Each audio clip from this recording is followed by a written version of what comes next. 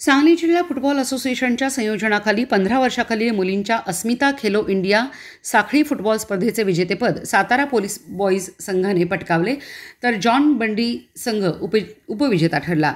Akhil Bharatiya football federation, western India football association Maharashtra यांच्या मान्यतेने केंद्र सरकारच्या वतीने महिलांच्या फुटबॉल खेळाला चालना मिळावी यासाठी राज्यात नांदेड, सोलापूर, लातूर आणि सांगली इथे संपन्न झालेल्या सांगलीतल्या साखळी स्पर्धेचा अंतिम सामना पोलीस अकॅडमी सातारा विरुद्ध जॉन बंडी अकॅडमी मिरज आणि या दोन संघात झाला.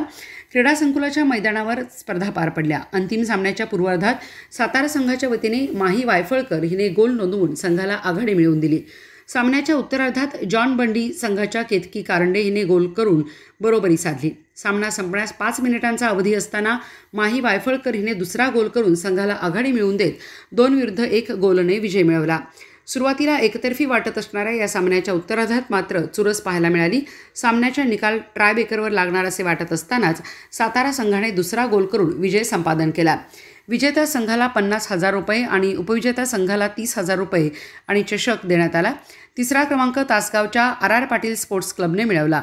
स्पर्धेचे बक्षीस वितरण समारंभ माजी नगरसेवक गणेश माळी, विलासराव देसाई, काजाबिडीचे मुजीबभाई यांच्या उपस्थितीत झाला. तिसऱ्या क्रमांकासाठी झालेल्या सामन्याचा प्रारंभ ज्येष्ठ नेते सुरेशबापू आवटी यांच्या हस्ते झाला.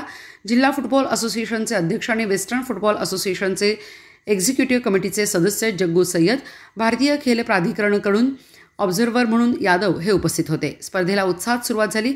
बेस्ट संघाचा मान बेतेसदा संघाला मिळाला. या स्पर्धेत police academy Satara, R Patil sports academy, Bethesda school, Poddar school, Matoshri Tanubai Khade school यांच्यासह 6 संघांनी सहभाग घेतला.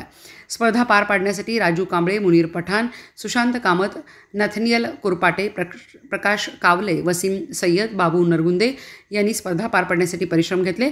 पंच म्हणून शशी साबळे, अनिल शिकलगार, लक्ष्मीकांत आर यांनी काम पाहिले.